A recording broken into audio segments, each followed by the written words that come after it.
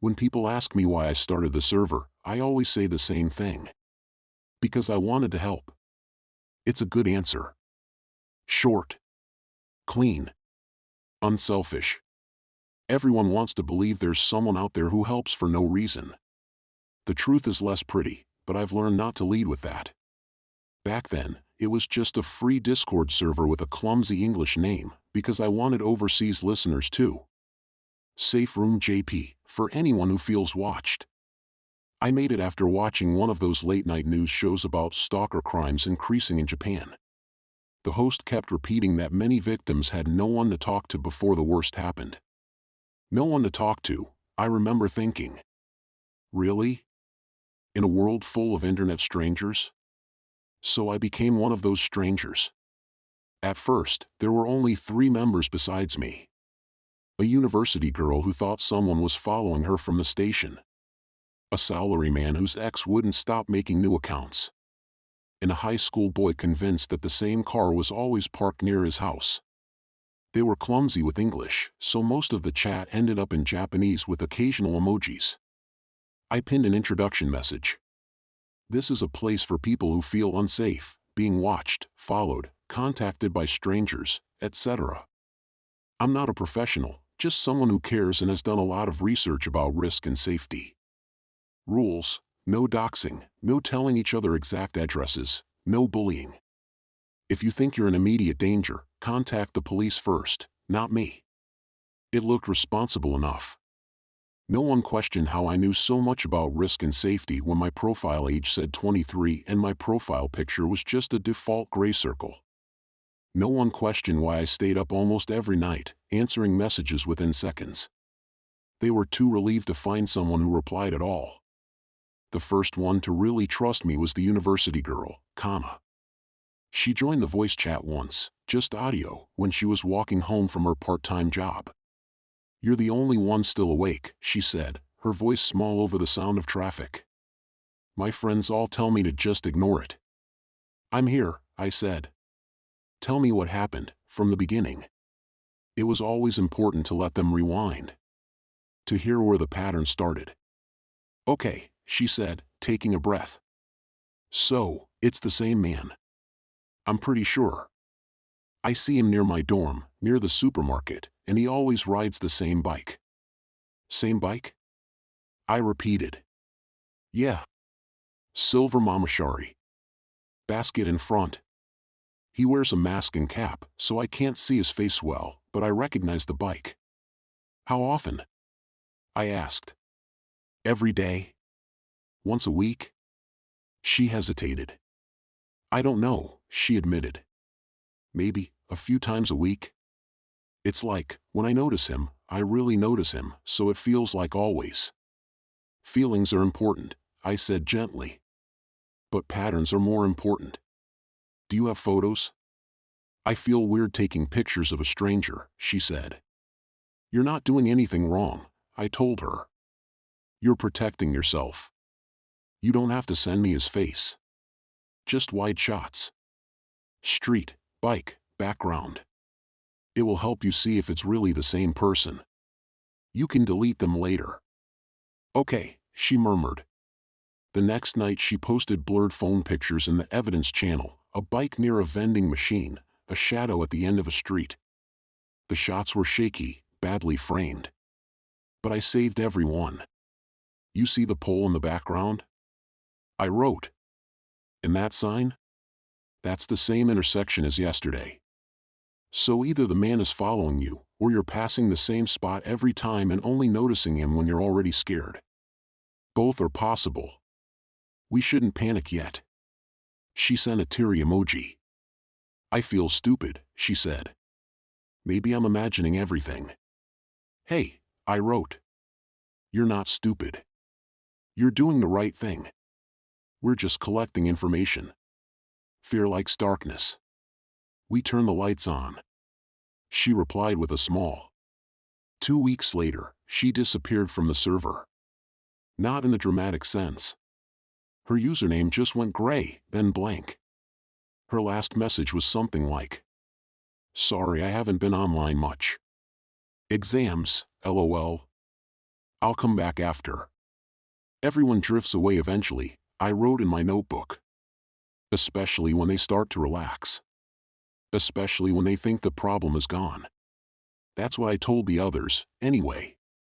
To me, the only important thing was that I had saved our chat log and all her photos in a neatly labeled folder, KAN01, City SW, dorm area, vending machines.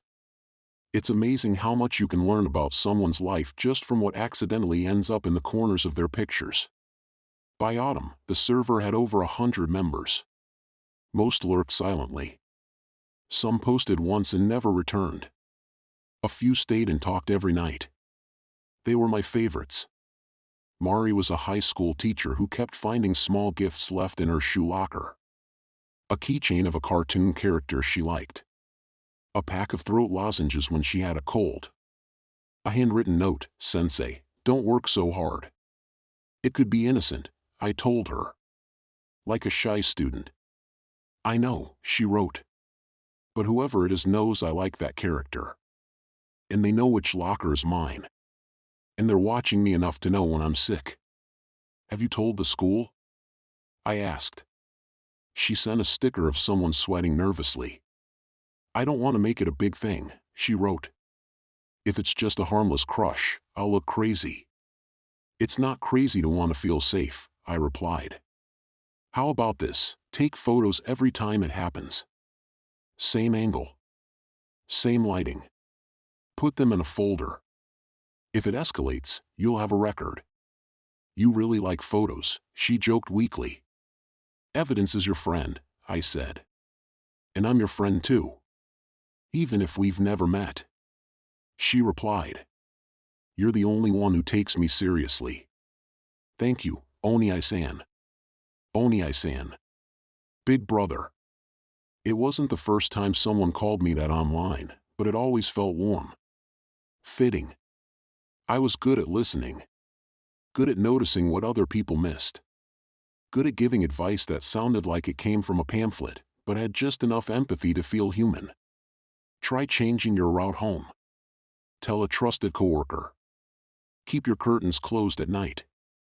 Don't post your real-time location on Instagram. Behind each line of advice was a selfish curiosity. Will you do it? What happens if you don't? The server was my aquarium. Everyone else was a fish, swimming in circles, showing me their brightest scales, never seeing past the glass. The first time someone mentioned the word psychopath was during a late-night voice chat. It was just me and a university boy named Rio who always spoke too loudly, like he was used to streaming his games. "You read all that stuff, right?" he said. "About stalkers and killers and crazy people? Don't you ever worry you're one of them?" I laughed. It's important to laugh at the right moments. "I'm sitting in my messy room in a Uniqlo t-shirt," I said. "I work at a normal office. I answer scared people's messages for free." Does that sound like a movie villain? "That's the thing, though," he said. "They always say, he seemed so normal. Like he was really kind, he listened to everyone, he helped me when no one else did." "You've been watching too many Netflix documentaries," I said lightly. "Real life is boring." He hummed. "Maybe," he said. "Still, sometimes I think, what if the scariest person in this server is actually you?" "Then you're lucky we're only text and voice," I said. "No one can touch you through a screen." He laughed, satisfied with the joke he thought he'd made. He didn't notice I hadn't answered the question. Or that I never said that's not me. I'd learned by then that the safest place to stand is where everyone can see you clearly, as long as they're looking the wrong way. The first real panic came in winter. Snow on the balconies. Frozen laundry. One of the newer members, who used the handle Sakura, started posting frantic messages in the middle of the night. "Someone's outside my apartment. They're ringing the intercom again and again. They covered the camera with tape. What do I do? What do I do?" The members exploded with replies. "Call the police. Don't open the door. Are your windows locked?" I typed slower. "Can you hear their voice?" I asked. "Male? Female?" Young? Old? She replied. Male. Maybe my age? He keeps saying I know you're there, just open once. I don't recognize it. Do you live alone? I wrote. Yes. Small apartment. Second floor. Is it a normal building? Shared entrance? No, like, outside stairs. You can come right up to each door. Intercom is just a little box next to it. Old style. No built-in camera. So the tape was on her separate door camera. The private one she'd installed herself. I picture the layout easily. I've always had a good visual imagination. Okay, I wrote, here's what to do. 1. Do not respond, even to tell him to go away. Any reaction is a reward. 2. Turn off all lights so he can't see shadows.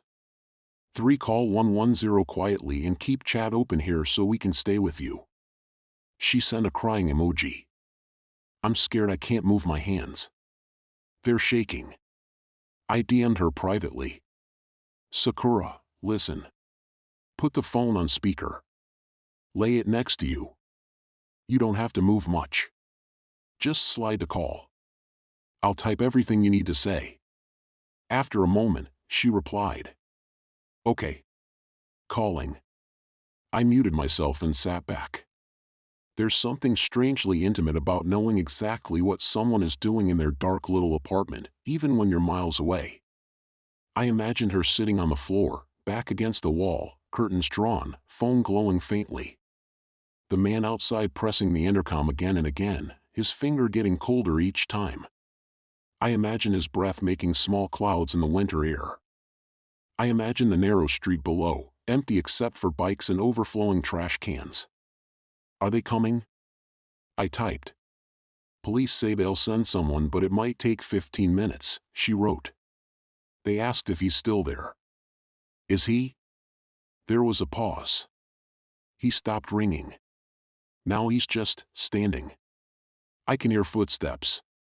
Good, I wrote before I could stop myself.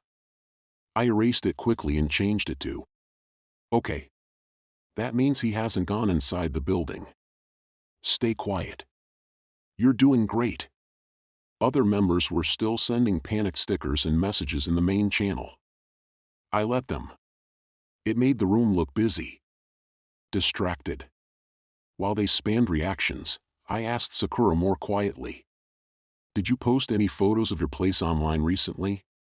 Balcony, view from window, entrance, anything like that? I think so. Insta stories, maybe. But I always blur the address. Blurring isn't always enough, I wrote gently. Sometimes people recognize landmarks in the background. Convenience stores, shrines, unique signs. That's why I always tell people to show photos to me first so I can check. It was almost true. I did always tell them to show photos to me.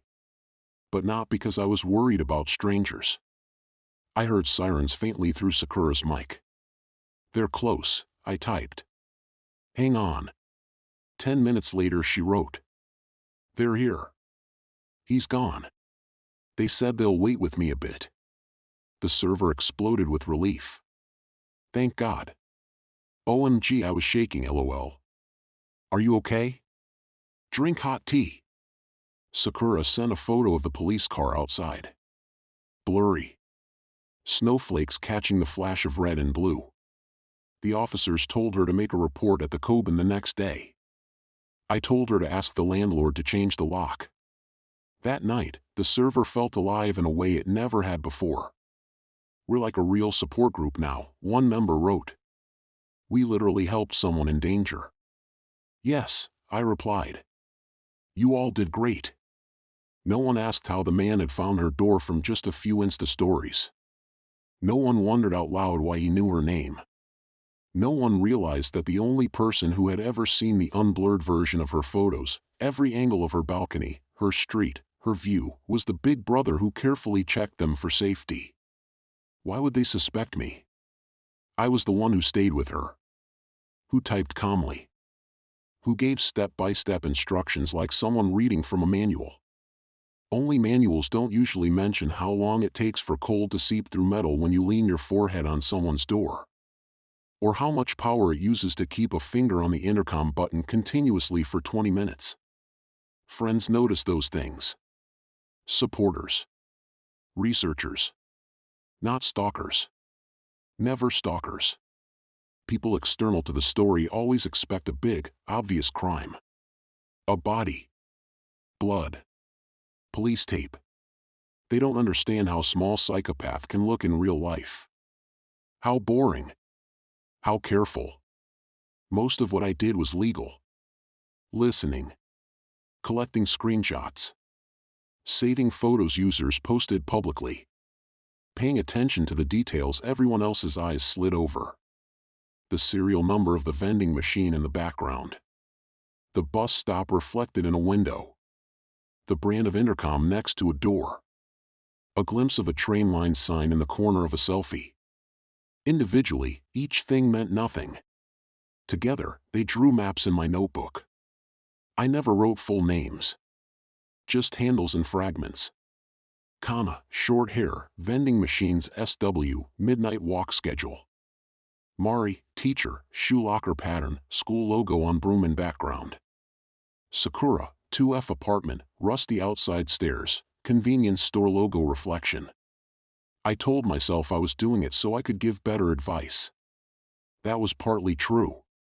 The more I knew, the more specific I could be. Don't use that route, there's a blind corner before the station. Maybe ask the landlord if the light above your stairs can be repaired. Try standing a little to the side when you open your mailbox, in case someone is watching from the stairwell. They called it creepy how accurate you are, but in a good way. You must have been through something like this yourself, one member said. You understand too well. Something like that, I replied. I didn't tell them what the something was. That would have ruined everything. The police came to our server once. Not officially. Just one member who turned out to be connected to them. His handle was Blue Light, which was almost comical. He said he was a friend of someone in law enforcement, but it was obvious from his stiff, formal wording that he'd had training. He wrote, "I'm not here to scare anyone. Just to say, be careful. It's good to share feelings here, but don't share too much detail about your routines. People aren't always who they say they are." It was fun watching everyone react. Whoa, a real cop? Thank you for your service. That's so reassuring, actually. I replied. Thank you for the warning. We try to be careful. I delete any messages that have too much personal info. That was also true. I did delete a lot of messages. From the public channels. After saving them, of course. Blue Light stayed for a week, quietly reading more than he wrote. Then he left, saying work got busy. Right before his account disappeared, he DM'd me. Mod-san, you're doing a good thing here. Just promise me you'll be careful too. These kinds of spaces can attract bad people. If you ever feel like something is off, trust your instincts and shut it down. I stared at that message for a long time. My instincts told me the opposite. If I shut it down, where would all these lovely, anxious, oversharing people go? Back into the dark, where no one could see them. No. It was much better with the light on. Even if the light belonged to me. If you've listened this far, you're probably waiting for a big twist. A missing person connected back to our server. A news story about someone who talked to Oniai before dying. That would make everything simple, wouldn't it? Understandable. Comfortable in its horror. But reality is sloppier. Messier. Kana vanished from the server, but her Instagram stayed active for months. Mari stopped posting because she said she was finally sleeping better. Sakura changed her account name and came back once under a different handle to say thank you. Ryo confessed one night that he had been the one parking near his own house. He just never noticed how often he did it until he started looking. Not every story is a crime. Not every fear is a prophecy. The part that makes this a horror story isn't the bodies.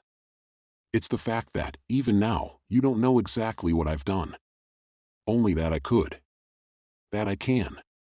That I have everything I need, carefully organized in folders on a drive no one else will ever see. Screenshots. Photos. Voice clips. Typing patterns. Sleep schedules. Favorite convenience stores. The angle of sunlight through the cheap curtains in 100 lonely rooms. And I'm still here. Older now.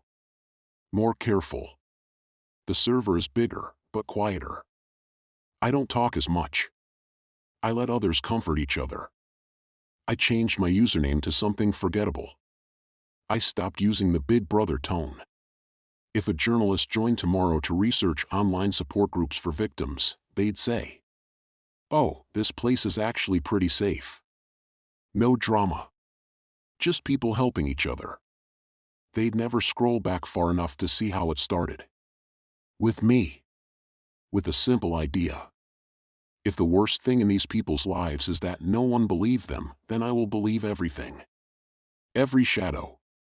Every sound. Every suspicious bike and staircase and shoe locker. And while they relax in that belief, while they lower their shoulders and finally breathe, I'll be the one who is really watching. Because the scariest part of a meaning you understand later story isn't the line where the monster appears. It's the moment you realize the monster has been narrating from the first sentence, using words like help and research and care.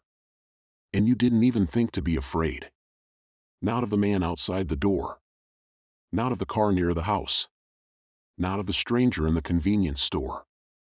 Only of the kind voice in your ear at 2 a.m., telling you calmly what to do. Asking for just one more photo. Just one more detail. Just one more story. To keep you safe.